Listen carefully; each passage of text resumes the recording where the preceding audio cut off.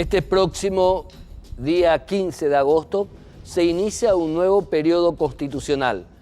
Un periodo constitucional con un poder legislativo escasamente renovado, un nuevo periodo constitucional con un poder ejecutivo en donde por nuestra Constitución Nacional está integrado en la cabeza por un nuevo hombre, por una nueva persona, y un poder judicial que en este periodo constitucional debe ser sostenido el trabajo para darle la total independencia.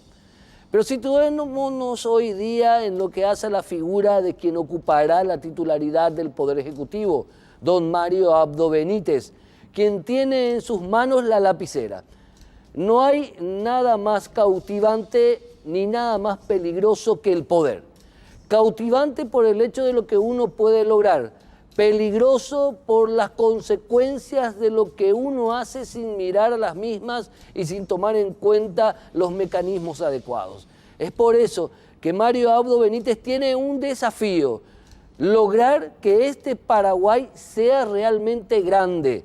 Lo es, realmente ya lo es, pero nosotros los paraguayos debemos sentirnos orgullosos del gobierno, debemos sentirnos orgullosos de quienes manejan el Estado, de quienes manejan la cosa pública. Inicia un nuevo periodo constitucional. Los desafíos son muchísimos. Una equidad social, una adecuada regla o norma tendiente a equilibrar el ejercicio fiscal correspondiente, pero también en lo que hace a lo que nosotros venimos propugnando de hace ya más de 10 años, una lucha en serio por dotar al Poder Judicial y a sus funcionarios de una absoluta independencia, y no me voy a cansar de exigir, de pedir, incluso de rogar que el Estado paraguayo tenga en el Poder Judicial una herramienta dura, firme, que realmente haga realidad lo que hace al llamado equilibrio social. Es por eso que Mario Abdo Benítez tiene muchos desafíos, propios y ajenos. Con respecto a los propios, es saber llevar este barco a buen puerto. Ojalá que tengas buena suerte, ojalá que realmente le vaya bien, porque si a él le va bien, nos va bien al resto de los paraguayos. A la vuelta del corte, el primer tema del día de hoy.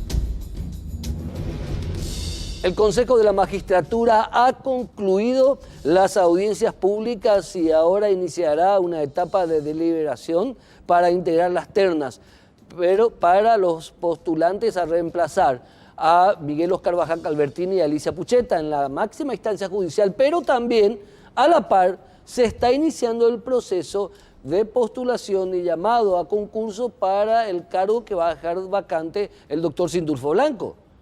Por eso, lo que inicialmente se hablaba que en agosto iba a ser ya la integración de estas dos ternas, yo creo o creemos que en septiembre realmente van a estar listas estas tres ternas por parte del Consejo de la Magistratura. Obviamente nosotros vamos a seguir con los invitados, vamos a seguir hablando con los postulantes a estos importantes cargos en la máxima instancia judicial de nuestro país. Y hoy nos visitan dos distinguidos doctores en Derecho y una distinguida doctora en Derecho, y comienzo con ella en la salutación, la doctora Alma Méndez. Muchísimas gracias, doctora, por estar con nosotros. Bienvenida, señora. Buenas noches a ustedes, a los presentes y a la teleaudiencia. Gracias, señor, por estar con nosotros. El doctor Rubén Darío Romero. Gracias, doctor, por venir, por estar con nosotros. Bienvenido. Gracias, Héctor. Un saludo también a los participantes, la doctora Elba y el doctor Rodrigo. Y el doctor Rodrigo Escobar. Gracias, doctor, realmente por estar con nosotros. Bienvenido. Muchas gracias por la invitación. La doctora Alma Méndez es la primera vez que viene a Causa Justa, en 10 años. Es así. ¿Por qué ha de ser? No sé. A ver, quiero comenzar con la señora, con la dama, si ustedes me permiten, caballeros. Doctora Alma Méndez, las preguntas son las mismas a todos los postulantes en todos los programas. La primera tiene que ver con relación a cómo ve usted, señora, hoy día a la Corte Suprema de Justicia. A mí me gustaría referir al Poder Judicial en general. Y entiendo, y de hecho hay publicaciones de los primeros días del mes de julio, que la ciudadanía no cree en la justicia y es el momento de recuperar la confianza de la ciudadanía. No, en su conceptualización es que hoy día no es la Corte el problema, es el Poder Judicial. El Poder Judicial en general, es así mismo. Doctor Rubén Darío Romero, la misma pregunta, por favor. Sí, desde mi punto de vista considero que la administración actual del Poder Judicial deja mucho que desear. Los propios magistrados, que son el primer anillo, el entorno prácticamente del Poder Judicial, que se están postulando para la Corte, están diciendo la mayoría, el 99%, que es un poder corrupto, un poder ineficiente y lento en el servicio público de justicia. Tal es así de que se requiere recuperar esa institucionalidad, esa imagen que se perdió, y para que el pueblo nuevamente pueda creer en la justicia, en el Poder Judicial especialmente. El doctor Rodrigo Escobar, la misma pregunta, por favor. Bueno, yo soy de la tesis de que el servicio de justicia, porque es un servicio que da el Estado, debe modificarse con el transcurso del tiempo. Nos quedamos en el tiempo. El servicio que estamos prestando no es el efectivo, no llega a tiempo. Y tampoco se permite que todos los ciudadanos tengan un acceso a la información oportuna. Entonces, parece que es algo escondido, parece que es algo lejano al ciudadano, su juez, su administración de justicia, su poder judicial. Y lo que tenemos que hacer es cambiar, como toda entidad o como toda empresa de servicios ha variado en nuestro país, y tenemos que adoptar esos medios, ya internacionales en muchos casos, buscando que el ciudadano se sienta más cerca de la información y pueda acceder a los datos, pueda acceder a la realidad del Poder Judicial. Porque así también va a ayudar para cuando la Corte Suprema de Justicia, cuando el Poder Judicial necesite de algo para poder reclamar a los políticos que se dé esa autonomía, esa independencia que hasta hoy no la tenemos. Doctora Alma Méndez, con usted continúo con la siguiente pregunta que tiene que ver con el perfil personal de ustedes. Y les pedimos aquí en Causas Justas que ustedes mismos se presenten. ¿Quién es la doctora Alma Méndez? Bueno, soy una persona que está en la carrera del derecho desde hace 30 años, 10 como profesional independiente y 20 en la magistratura, tanto en primera instancia y hace ya desde el año 2012 en segunda instancia de la jurisdicción laboral. Desde mis inicios, o sea, me inicié en esa jurisdicción. También en el marco de mis funciones me cabe representar a Paraguay por la Corte Suprema de Justicia ante la Cumbre Judicial Iberoamericana, que es un foro donde se generan productos que son posteriormente aplicados en la justicia. Las 100 reglas de Brasilia es un producto de esa cumbre. También soy formador de formadores, me encargo de formar jueces de mi jurisdicción y de funcionarios dentro de la institución del Poder Judicial. Perfecto. Doctor Rubén Darío Romero, la misma pregunta, por favor. Yo soy profesional independiente, hace 33 años que estoy ejerciendo la profesión. Hubo una pausa cuando fui electo miembro del Consejo de la Magistratura por el gremio de los abogados, y dentro de ese tiempo también pude ejercer la docencia, ¿verdad? Actualmente soy profesor de Técnica Jurídica en la Nacional y profesor de Derecho Penal 2 en la Católica. Tuve la posibilidad de hacer varios cursos, invitado por el Departamento de Estado, los Estados Unidos, para participar de un curso de Estrategia y Política de Defensa. También hice varios cursos en la parte penal, soy especialista en Derecho Penal y Procesal Penal. Y estamos en la profesión de la parte más fuerte, que siempre estoy con el gremio de abogados, ¿verdad? Soy un abogado pasillero, así como normalmente se dice. Perfecto. Doctor Rodrigo Escobar, la misma pregunta, por favor. Bueno, yo me inicié en el Poder Judicial como funcionario. Soy abogado de la Universidad Nacional de Asunción, doctor en Derecho, especializado en Derecho Procesal.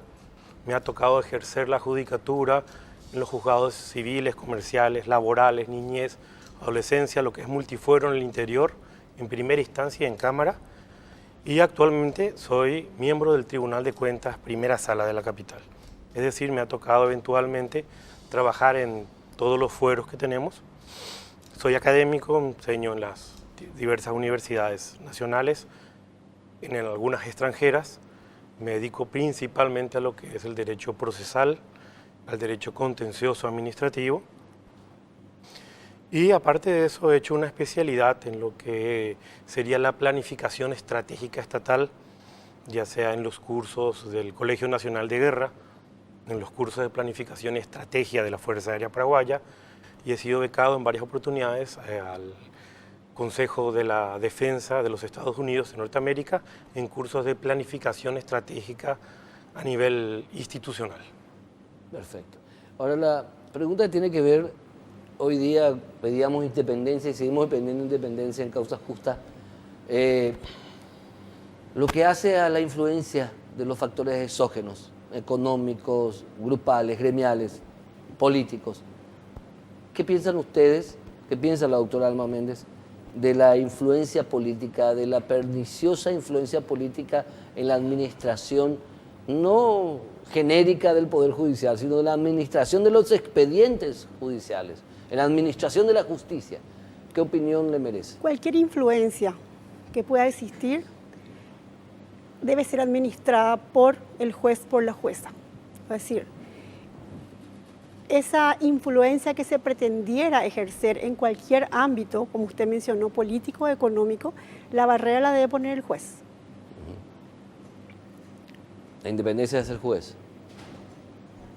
En el juez reside. Sí, en el juez reside. Perfecto. Doctor Rubén Darío Romero. La independencia está garantizada en el artículo 248 de la Constitución Nacional. Y creo que ese artículo es bien claro. Que atentase contra la independencia del Poder Judicial y de sus magistrados. Se establece una pena de 5 años de inhabilitación para ocupar funciones públicas. ¿Qué hace falta? Hace falta reglamentar ese artículo y que se cumpla ese artículo, que los jueces tengan el coraje para que denuncien la injerencia, ¿verdad? Yo sé, los políticos están en su derecho, tienen que pedir, ¿verdad? Ahora, el magistrado también tiene que saber si el recomendado es bueno muchas veces o si corresponde. No hay que negar a nadie. Yo tengo un punto de vista totalmente diferente. Yo creo que el Poder Judicial se tiene que abrir más a la gente, ¿verdad? No importa que pida la gente, pero el magistrado tiene que tener el coraje para decidir de acuerdo a las pruebas y de acuerdo a la ley y de acuerdo a la Constitución Nacional. Doctor Rodrigo Escobar, la misma pregunta. Bueno, Héctor, mira,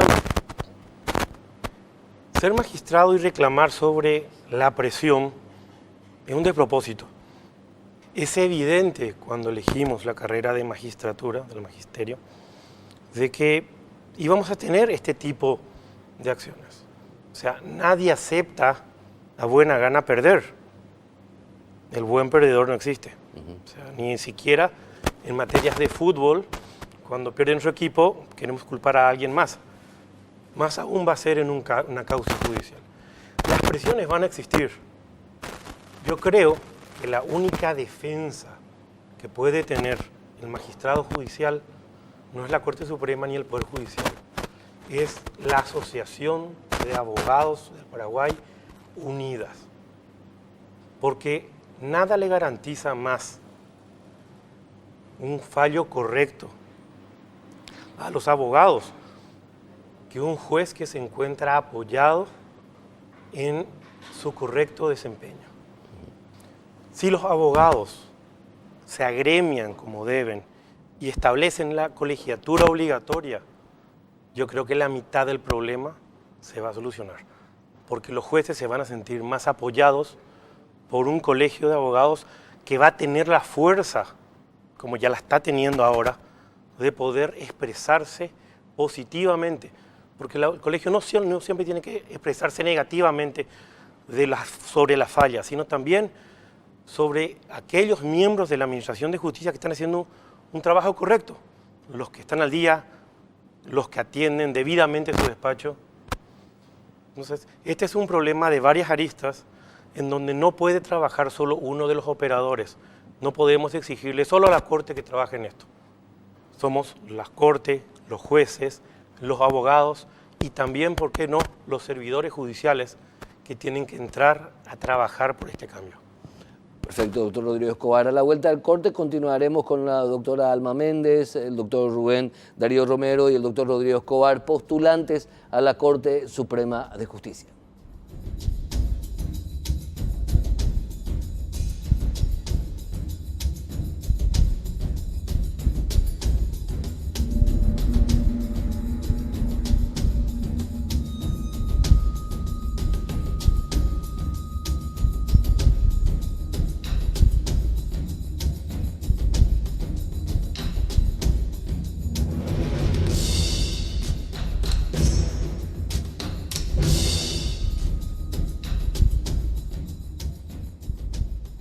Nos siguen acompañando los doctores Rodrigo Escobar, Alma Méndez y Rubén Darío Romero, todos postulantes a la Corte Suprema de Justicia en estos llamados del Consejo de la Magistratura para suplir las vacancias dejadas por Alicia Pucheta y por el doctor Miguel Oscar Baja Albertini.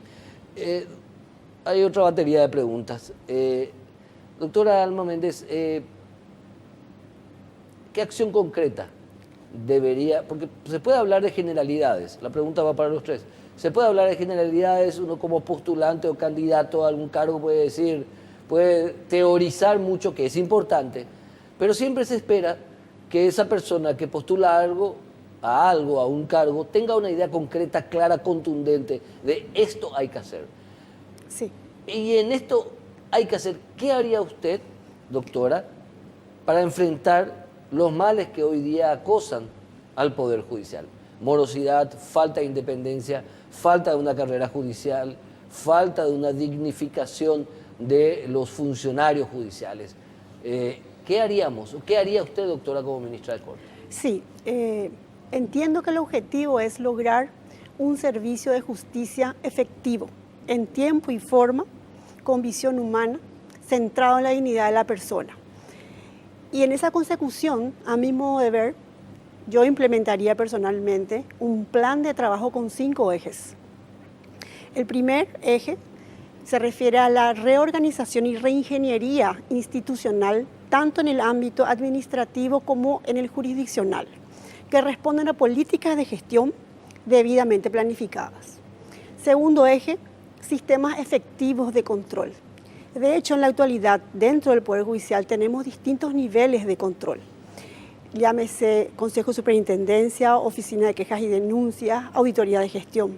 Sin embargo, estos sistemas, estos niveles de control tienen que ser articulados de forma tal de que sean eficientes y efectivos, que no se superpongan y que al mismo tiempo no queden áreas del servicio de justicia sin controlar.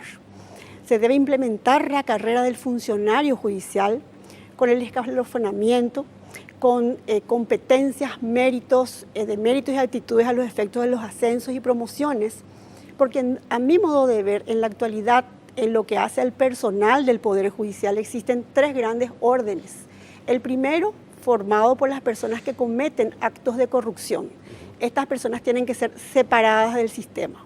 El segundo orden, a mi modo de ver, es el mayoritario.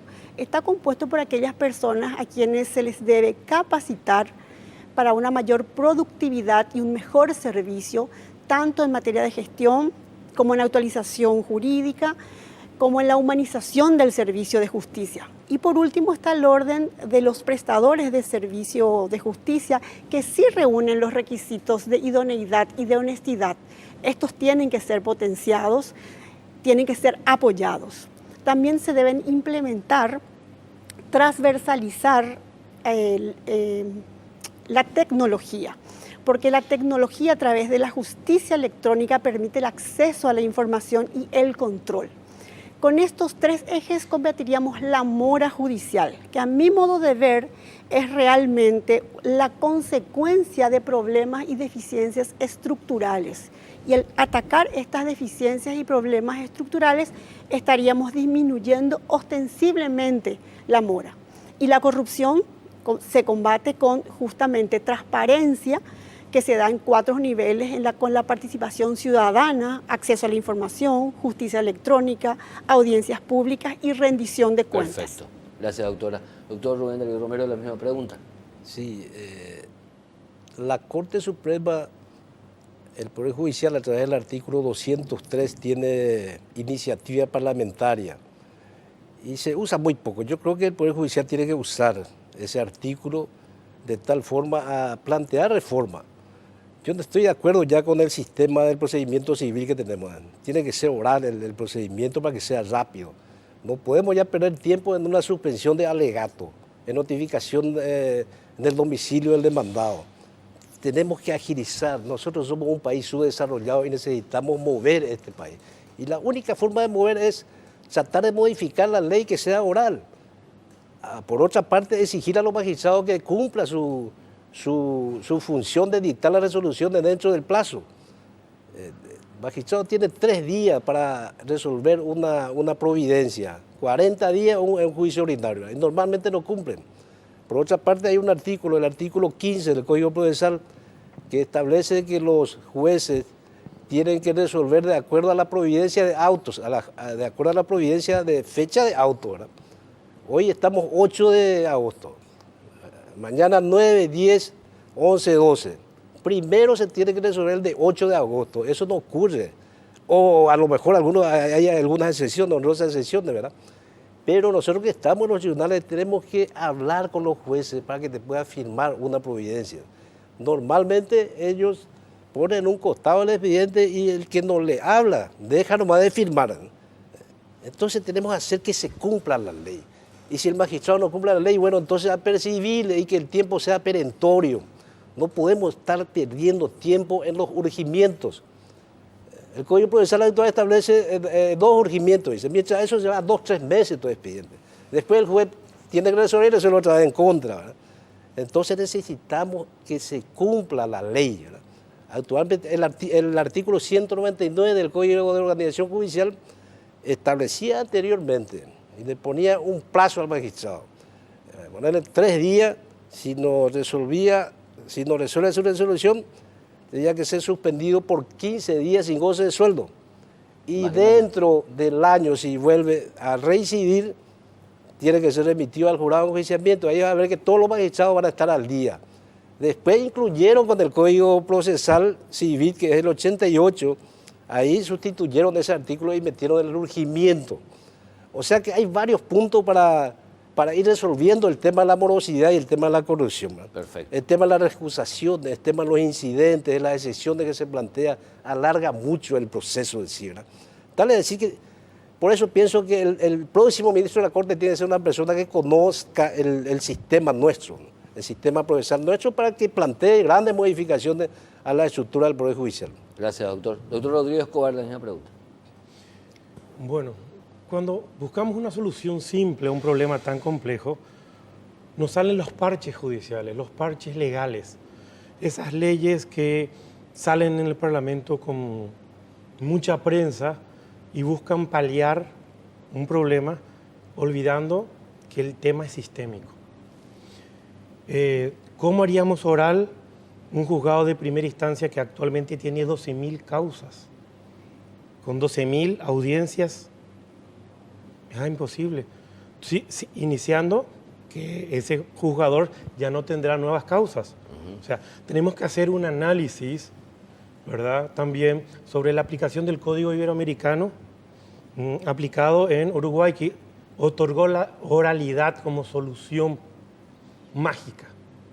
Fue excelente los 4 primeros años, luego volvió a complicarse. Entonces, no hay una solución perfecta que nos pueda otorgar un cambio inmediato. Es el sistema lo que nosotros tenemos que variar. Antes que el código, el sistema de administración. Hoy tenemos un proceso de expediente electrónico muy bien llevado por los compañeros que lo están manejando. Pero eso también va a significar de que los expedientes van a concluir antes y el plazo del juzgador va a ser el mismo, sin importar la recarga.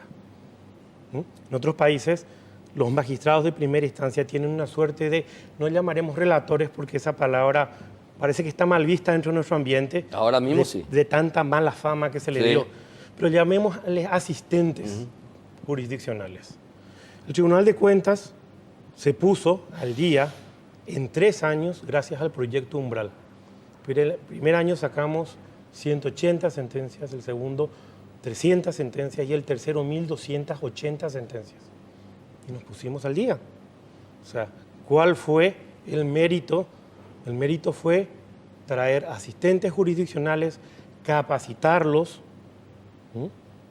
proveerle de computadoras, proveerle de insumos en tiempo y forma, y fueron fundamentales para que el Tribunal de Cuentas hoy no tenga la morosidad que tenía en el pasado, aun cuando el índice de litigiosidad, gracias a Dios, ha subido. Porque nosotros en el Tribunal de Cuentas sí estamos contentos cuando hay más acciones, porque son más ciudadanos que se animan a reclamar sus derechos violados por el incumplimiento estatal de una norma. Perfecto. Doctor Alma Méndez, en caso de usted ser electa y llega el momento en que usted cumple el trabajo en el tiempo que usted o que se establezca, ¿cómo va a querer usted ser recordada? Como una persona que cumplió como una servidora pública, porque el juez lo que es hoy es un servidor público. Se debe a la ciudadanía, del Poder Judicial depende la paz social, porque somos los garantes de que al ciudadano se le respete su derecho. Me gustaría que se me reconozca como una persona que hizo bien su trabajo, en forma honesta, idónea. Doctor Rubén Darío Romero, la misma pregunta. Y de la misma forma, lo ideal es que se me recuerde como una persona honesta, una persona que actuó con mucha independencia, con patriotismo. Y así como normalmente hoy nos recordamos de los anteriores ministros, ¿verdad? Y por citar al doctor Oscar Pacielo, al doctor Ira Labur, que fueron buenísima gente. Y así también ojalá que algún día se recuerde si llegamos a ocupar el cargo. Doctor Rodrigo Escobar, la misma pregunta. Bueno, a mí me gustaría que me recuerden como quien inició el cambio, porque creer de que en un solo periodo vamos a lograr el cambio para lograr un absoluto, vamos a decir, un mejor sistema de administración de justicia que esté más acorde a las necesidades del ciudadano, creo que no se adecua a la realidad.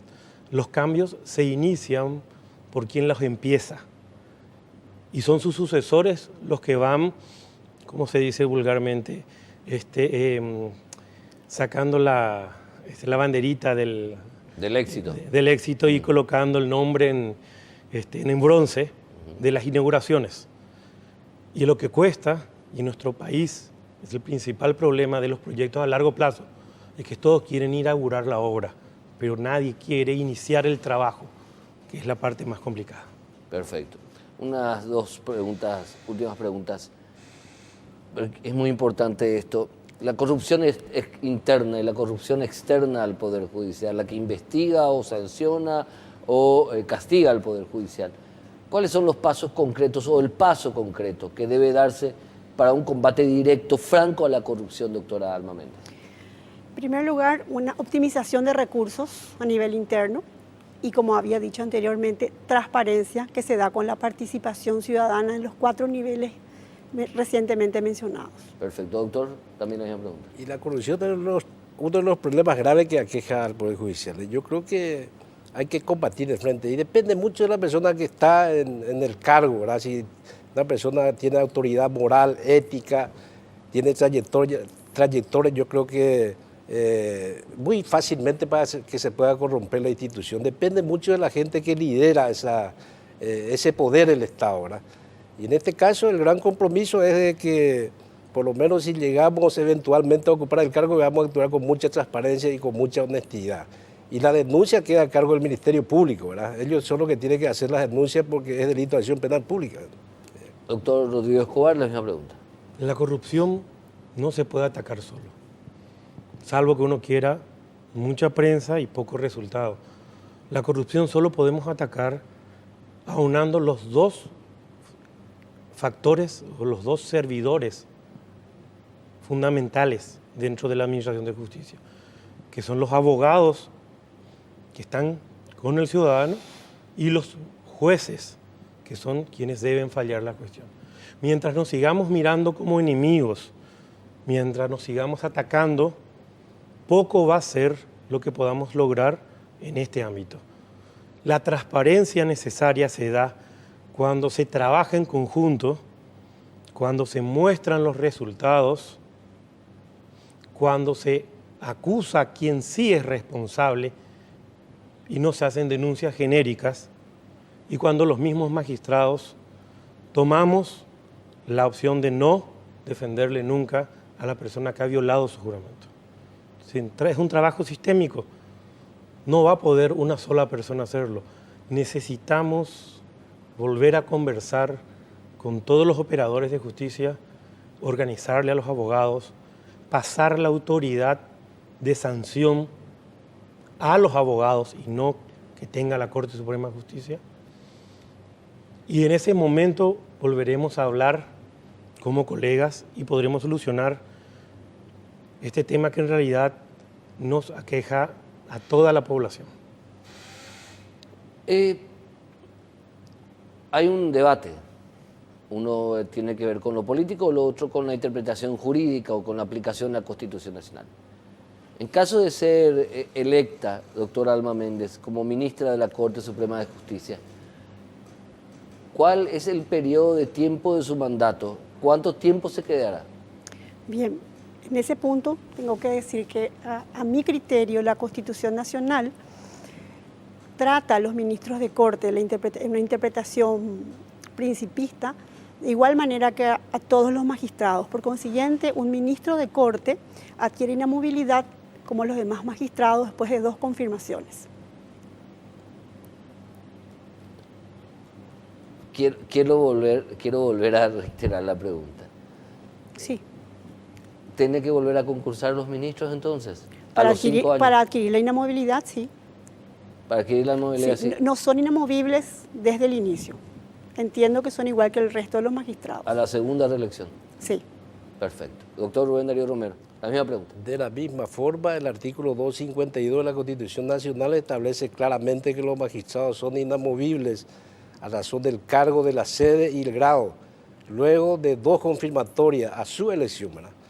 Y los ministros de la Corte tienen que seguir el mismo tratamiento. ¿Por qué? Porque ellos plantearon una acción de inconstitucionalidad del artículo 19 de la Ley 609, donde establecía un plazo, ¿verdad?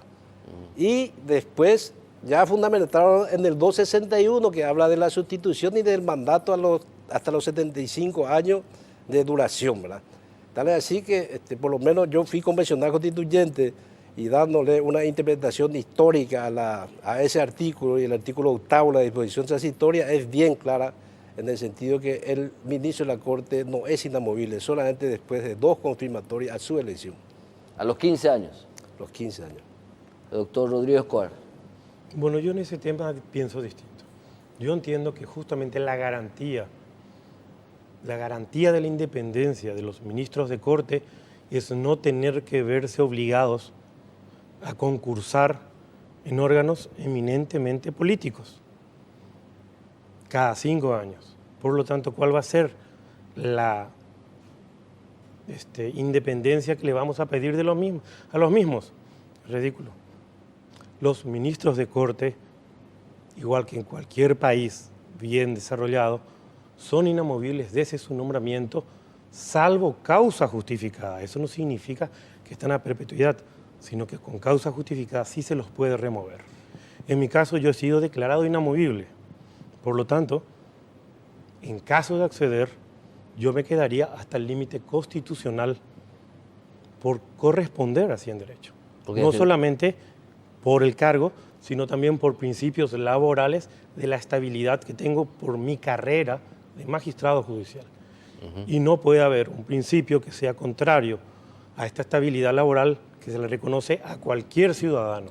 Si vamos a hablar de carrera judicial, si vamos a hablar de reconocer los méritos, no solamente es al funcionario, también es al ministro de Corte que se comporta adecuadamente, que rinde a la sociedad lo que la sociedad espera. ¿Cuántos años tenés, doctor? Yo tengo 48 años. ¿Cuánto? 48 años. 48 años. Ya soy inamovible. Ya soy inamovible. La doctora Méndez también ya es inamovible, ¿verdad? Sí. El doctor Rubén Darío Romero no, él está por Vamos afuera. Cuando entre va a ser... Cuando entre va a ser inamovible. Bueno, una última pregunta en la reflexión de ustedes. ¿Cuál es la garantía que tiene el pueblo paraguayo de que alguna vez el Poder Judicial va a aplicar la ley sin mirar a quién? doctora Méndez? Depende de las personas que conforman el Poder Judicial. Y para ello tenemos que mirar la trayectoria de las personas que elegimos para que formen parte de ese poder. Doctor Rubén Darío Romero. Todos tenemos que hacer posible para llegar a eso, ¿verdad?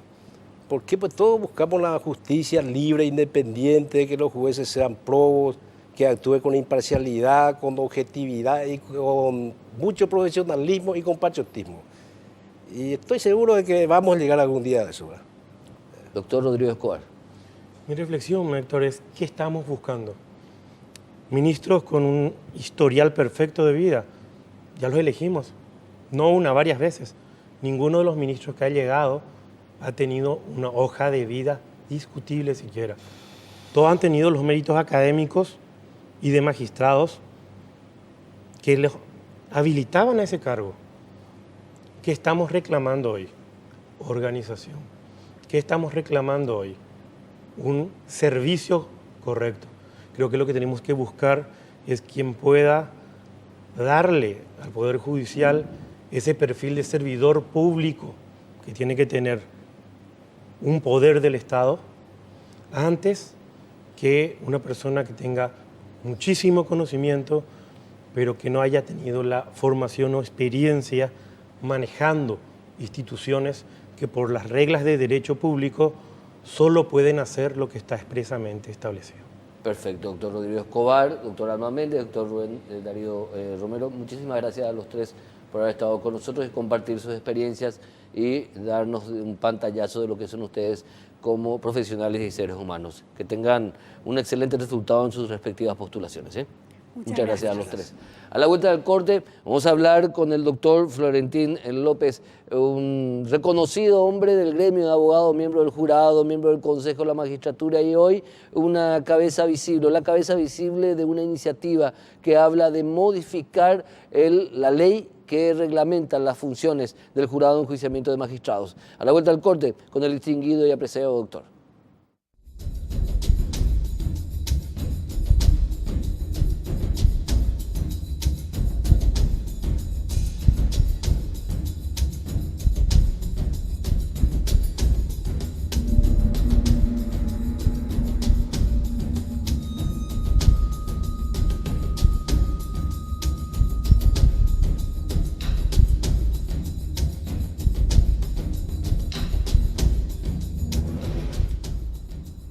Bueno, antes que nada quiero agradecer la gentileza del doctor Fernando Becconi. Él junto con los doctores José Raúl Torres Quince, ministro de la Corte Suprema de Justicia, Bonifacio Ríos Ábalos, ex ministro de la Corte Suprema de Justicia, y el catedrático Aldo Rodríguez González, están presentando este próximo lunes en el Salón Auditorio del Poder Judicial, ahí en el primer piso del Palacio de Justicia, en Sajonia, esta obra denominada El Derecho Comercial y su Globalización. Muchísimas gracias por la invitación. Siempre les digo a los apreciados colegas que presentan libros, que presentan obras académicas, que no duden en enviar. Nosotros vamos a hacerle todo el aguante, como se dice posible, como dicen los jóvenes, para que su obra sea dada a conocer. Este lunes en el Palacio de Justicia, en el primer piso, Salón Auditorio, se presenta esta obra, El Derecho Comercial y su Globalización. Los actores, como les decía, José Raúl Torres Quince, Bonifacio Ríos Ábalos, Fernando Andrés Becconi y Aldo Rodríguez González. Muchísimas gracias y seguro que le vamos a dar a la obra una pequeña lectura, obviamente como un marco referencial en lo que hace al derecho comercial y su globalización. Nos acompaña el distinguido profesor, doctor, dirigente gremial, ¿quién no lo conoce? Al doctor Florentín López Casel. ¿Cómo está, doctor? Muy bien, Héctor. Buenas noches. Bienvenido, querido. Bienvenido. Muchas gracias. Ex miembro del Jurado de Enjuiciamiento de Magistrados, titular, ex miembro del Consejo, titular del Consejo, dirigente gremial de aquellos por años. Mucho. Y hoy cabeza visible de una iniciativa ciudadana que pretende modificar la actual forma en cómo se aplica la ley o se aplica la norma que crea y organiza el Jurado de Enjuiciamiento de Magistrados, doctor. Efectivamente. Esta iniciativa ya nació antes, no ahora. Recuerdo que tuve la oportunidad, me dieron mis compañeros en el jurado. Fui reelecto 4 veces, 5 años fui presidente del jurado. Sí. Y en el año 97 hemos elaborado un anteproyecto de modificación de la ley 131, que era totalmente inquisitorio, por el enjuiciamiento de oficio a los jueces. Porque al enjuiciar de oficio, el jurado se convierte en parte y deja de ser juez. Por esa razón nosotros hemos elaborado un proyecto en aquel entonces y el jurado, los miembros del jurado se convirtieron, el pleno elaboró bajo mi presidencia. Y hemos remitido a al Parlamento, pero desgraciadamente se volvió a agregarle la palabra de oficio. Y eso al solo efecto de seguir manejando la justicia. Al solo efecto. Al solo efecto. Esa es la verdad. Categórico. Alguna pregunta que estuviste haciéndole a los postulantes. Te puedo decir lo siguiente.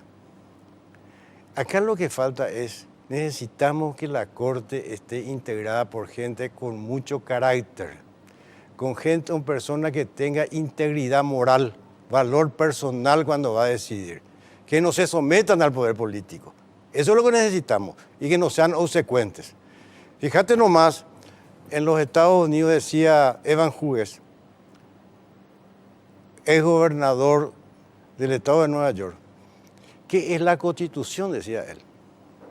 La Constitución no es otra cosa, sino lo que los jueces dicen que es.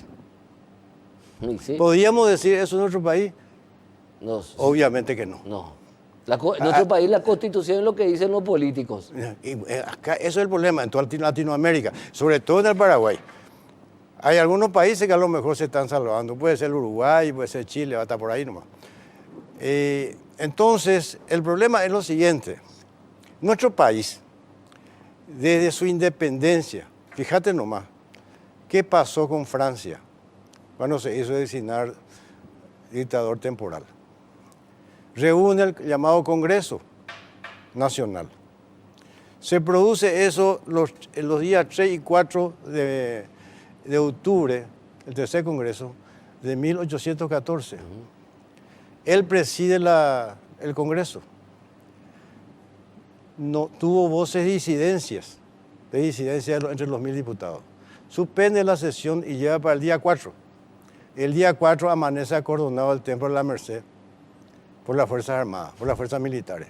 Es el primer golpe político a través de los cuarteles en nuestro país. Se declara dictador. Se declara dictador ahí.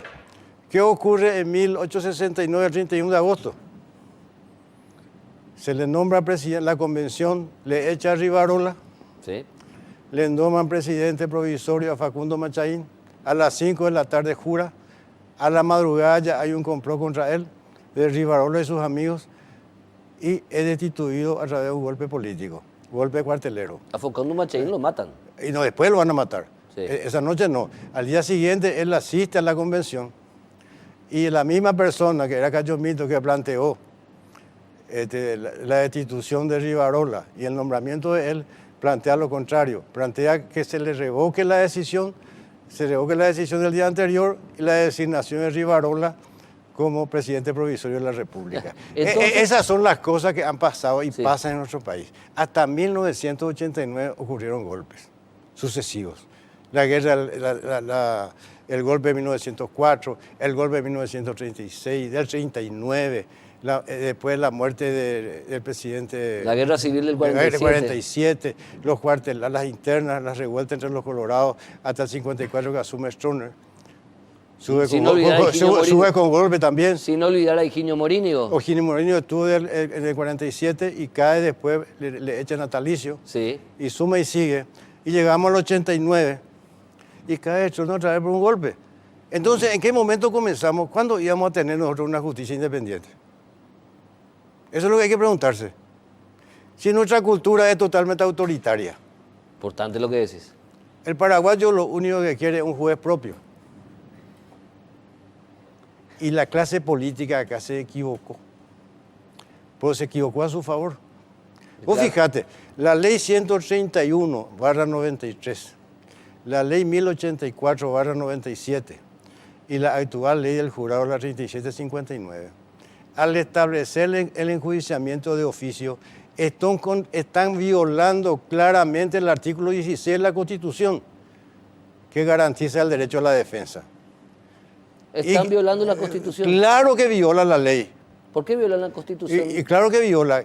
¿Cuál es la garantía del derecho a la defensa? Que tiene que ser enjuiciado por jueces competentes, independientes e imparciales. Imparciales. Es competente, es imparcial el jurado cuando le enjuicia de oficio. Le está acusando a un juez.